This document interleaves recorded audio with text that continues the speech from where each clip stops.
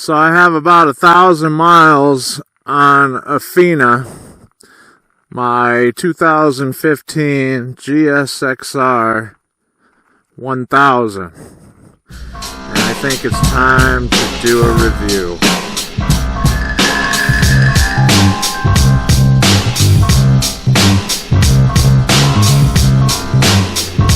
Alright guys, this bike is a beautiful bike. I'm not even gonna sugarcoat that in any way, shape, or form. In my opinion, almost flawless. There's only one or two things I'd change, and I can't even think of them right now. I'd really have to figure it out as far as the body and the paint goes. I think it's a great bike. The mirrors are wonderful. Never had such good mirrors. I don't know why people take their mirrors off their bike, but maybe it's because their mirrors suck on different bikes, or I don't know, or maybe they just want to look cool, but they're kind of a safety feature, and these ones work incredibly well. Let me start out by saying this is my first sport bike, and I just went with 1,000cc. I've ridden other bikes, but this is my first sport bike. I know there's better gauge clusters out there, and way more digital and high tech are coming out, but this one ain't so bad. It gives you your necessities, and I don't spend much time looking at it anyways. I only glance at it every once in a while. It's nice that it does have a gear indicator. I do appreciate that. I sat on a couple of the bikes. I'm a bigger guy, I'm over 250 pounds. I sat on a couple bikes at the shop. Originally, I wanted the ZX-10R. That was the bike I wanted, but Suzuki's financing options are just incredible. I mean, 0% interest, 0% financing. That's awesome. Of all the bikes I sat on, I think the Suzuki GSXR 1000 and the ZX-10R were the most comfortable. I'm telling you right now, like the Honda, for a guy my size, no way. And the R1, I wasn't a fan of the seating position, even though it's a great looking bike. There is one annoying thing I notice when I'm driving down the road. It's hard for me to use these meter buttons right here to change the display, because where my hand is, yeah, I guess I could change it, but look, my thumb, is way down here. I can only get it up here. It's hard for me to get it up there. Look, I'm slowing down when I was trying, because this guy behind me is like, what the heck? Yeah, I have to almost slow down to get it, because I got to rotate my hand forward, which slows me down. So that's kind of an annoyance I have, but I can always just select it right here if I'm not going fast, or if I'm at a stoplight. And if I'm at a stoplight, I can use this too. I like that it has a pass feature. I also like the A, B, and C speed modes on it. Of course, I've only put them in B and C just to see the power difference. And honestly, in B, I didn't notice much of a difference. In C, there was a noticeable difference. But they have the triggers right here. Hey, man, I'm doing a vlog, man. Doing a review. Get the hell out of here. Anyways, the brakes are great, as any sport bike would be, or should be. Great brakes are great, back and front. I use them both. Being a dual sport off-roading guy, I've just have muscle memory to hit that rear brake all the time. Now, one thing I notice that I don't like, and this is true of every bike I've ever owned, stock, they're way too quiet, you can hear it, but once you go, I don't know, 30, 40 miles an hour, and you're just cruising, it's already too quiet, and cars don't hear you. and being heard is essentially being seen. So I'm gonna have to get a new muffler and put that on here. But it's not a bad muffler for stock. It's probably one of the louder bikes I've had stock, but still, it's just, I don't know if you can hear it still, but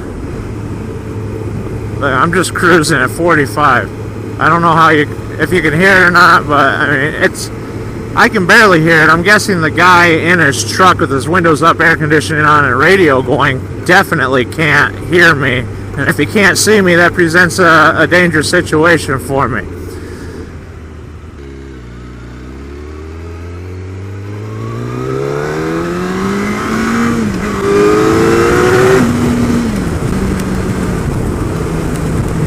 The takeoff is freaking amazing.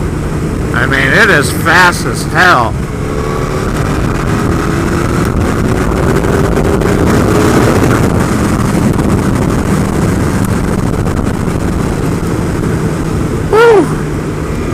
Yeah, it's fast.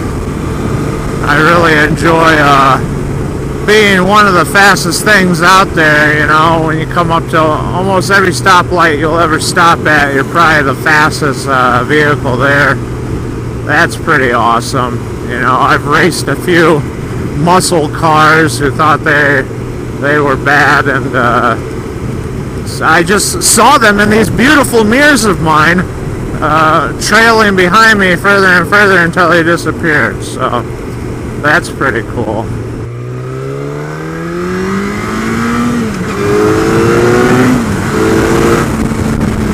Look at that, I was already at 80 miles an hour and I barely even tried. I mean, I can feel the front end picking up. If I don't shift, I mean, I'm coming off the ground. Another thing, hello fellow motorcyclist. Fuck you. Anyways, he didn't wave, what a son of a bitch. Another thing that's great on this bike is obviously one of the things they're great at off the floor is handling. Yes, of course. They are pretty amazing. And corners, let me see if I can get one. Here's a good one, I think, coming up. See if I don't crash too.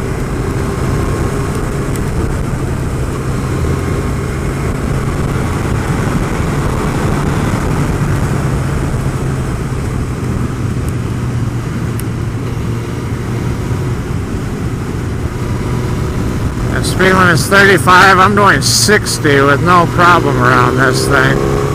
So, of course they excel there as well, you know. Gotta excel in the handling department. One thing I've noticed with this shifting is kind of the complaints I've heard online, you know, that the GSXRs kind of shift really hard. You know, I just had my first service done recently. After that first service, it's getting better, but straight off the floor, man, that shifting, you could tell you were shifting. It was, you know what I mean? Like it was loud, obnoxious, and you could just feel it in the bike by, jerking back. Over the miles, though, it's feeling better and better and better. You know, I had the first service done, and now I'm, around 1,000 miles, and the thing is feeling good. The shifting is less jerky. I don't know how to say it. It's just real rough when I was shifting when I first got the bike, but it's going away, which is letting me know it's being broken in. Another thing I've noticed about this bike is that the clutch lever here, the hand lever for the clutch, is really it's really hard to pull in sometimes. I get some cramps, so I've actually ordered some new shorter levers, hoping that it'll take less energy to shift. because that's really a bummer. But really what did it for me in this bike was the 0% financing for Suzuki. It's a little cheaper than the other bikes, and it's more comfortable. The other day I went on a 2-hour ride, and at the end of it I was ready to continue going. Don't you do it, asshole. God damn it, stop rolling. Jesus Christ, man, people don't know how to drive. It's like, stop rolling on a bike. You're not sure if they're actually gonna come out on you if they see you or not, especially with their dark tinted windows. I can't see them. The passenger seat on this bike is one of the wider seats of all the bikes, and I think it's, you know, it would be a little more comfortable than some of the others. That being said, I've never owned a sport bike before, and I don't know what other sport bikes feel like, but because of the angle of this one, when I have my wife on the back, no matter how much she, you know, puts pressure on my waist by crushing her knees or whatever, she cannot seem to not slide into me. And coming from a cruiser or, you know, a dual sport, when you have people ride on the back with you, it's a lot easier.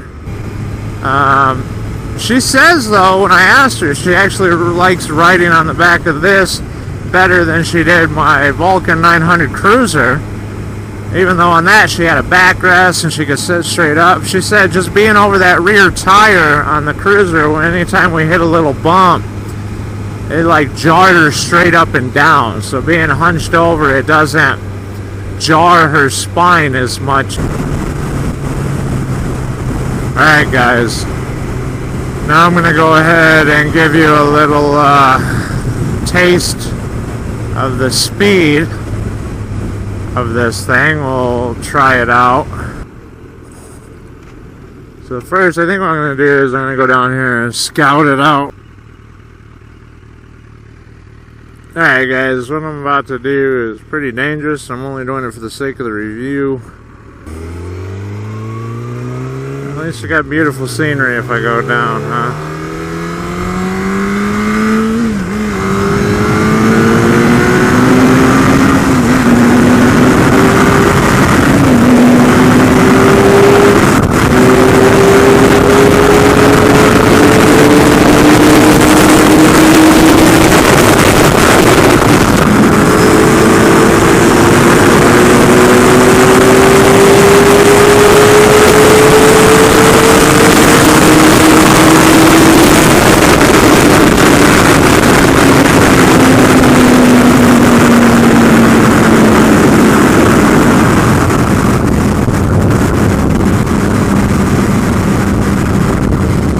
Alright guys, 150,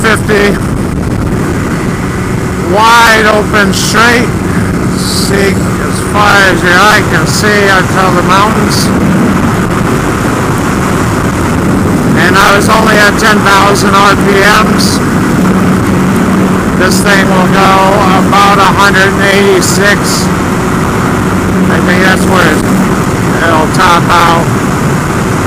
Do some upgrades, put a power commander in it, it'll go a lot faster. You probably hit 200 miles an hour on this bike with a few upgrades, easy. So that is the fastest I've ever gone in a vehicle. I was planning on only hitting 135, but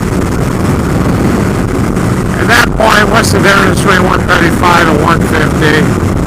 If I were to go down, I'd probably be dead anyway, so. Alright fellas, don't expect that much unless I'm on some straights, wearing some proper gear, in a controlled environment.